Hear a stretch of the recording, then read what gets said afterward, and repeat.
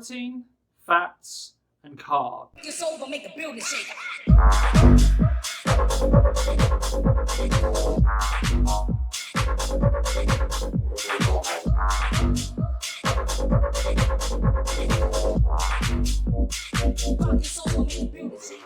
Protein, fats, and carbs are three major macronutrients. Think of protein as sort of like the muscle building and to stop muscle breaking down. Think of fats as your securities. They sort of like help you absorb vitamins and minerals, amongst other things. And then think of carbs as your energy source.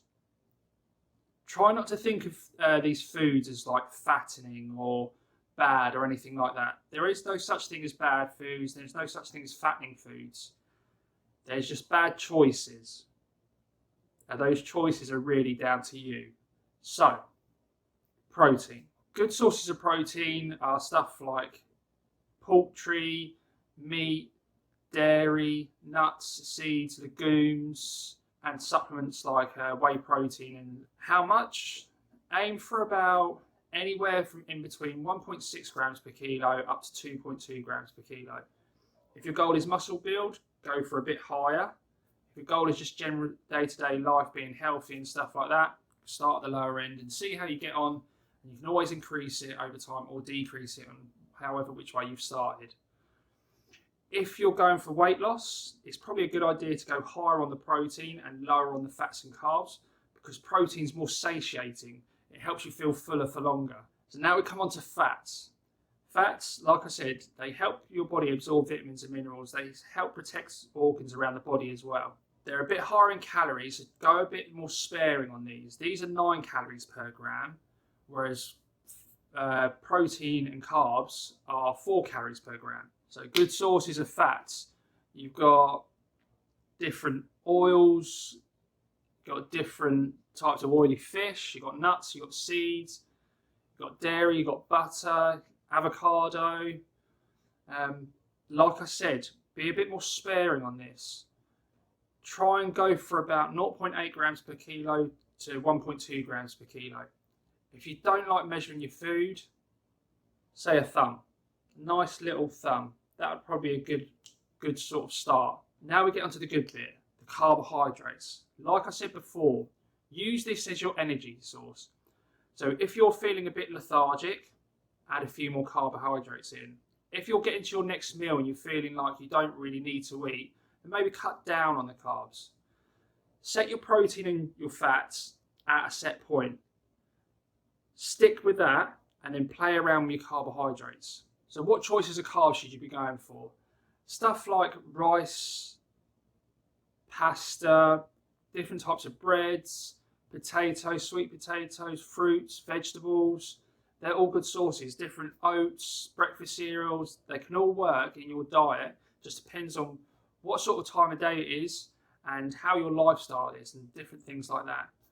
How many carbs you should go for depends on how many carbs you've got left for the day after you've taken your protein and fat content. So how do we work out your daily calorie needs?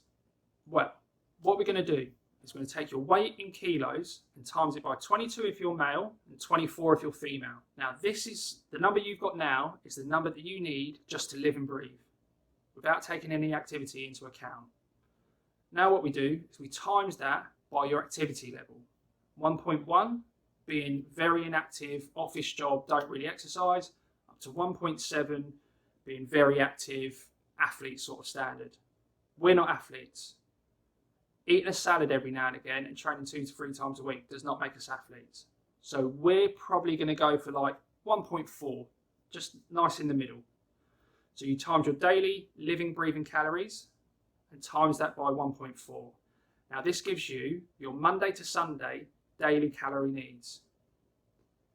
Then what we do is we take, so write that down now, Then protein, remember, anywhere from 1.6 up to 2.2. So again, start on the low side maybe, so say 1.8. 1.8 times your body weight in kilos, there's your daily protein target. Write that down. Now what you need to do is times that by 4. then that's your total calories. So we've got how many grams, and then the higher number is your total calories. So now we're just going to shuffle along to fats. So let's start on the low number. Let's go 0.8 grams per kilo. So 0.8 times your body weight in kilos, that's how many grams of fat you should be eating a day. Now times that number, multiply by 9. And that's the total calories you need from fats per day. And what you do is you minus the total amount of protein calories and the total amount of fat calories from your daily calorie needs. And what you should end up with is your total carbohydrate calories for the day. Then you divide that number by 4. And there's how many grams of carbs you should have in a day. Write that down. A good app to use is MyFitnessPal. Again, if you think this is a ball ache, then maybe this isn't for you. But if you're sitting there and you've not reached your goal, and it's now 2020, and you said in 2019, I'm going to be a fitter, leaner, better person, and you're not, then maybe there's something you need to do. Maybe there's something you need to change. Maybe there's something new that you need to try. But like I said, it's not for everyone. If you just want to just try and eat a bit healthier, that's a good start. But if you're not reaching your goals, then I do think that possibly tracking your calories may be a good start to go with.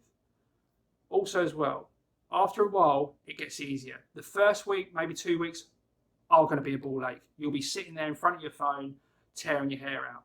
But once you get the hang of it, just like anything else, you'll have it nailed in. You'll have it dialed in, and you'll be a lot better for it. So, good luck, my friends. I hope this helped. And any problems, I'm here to help.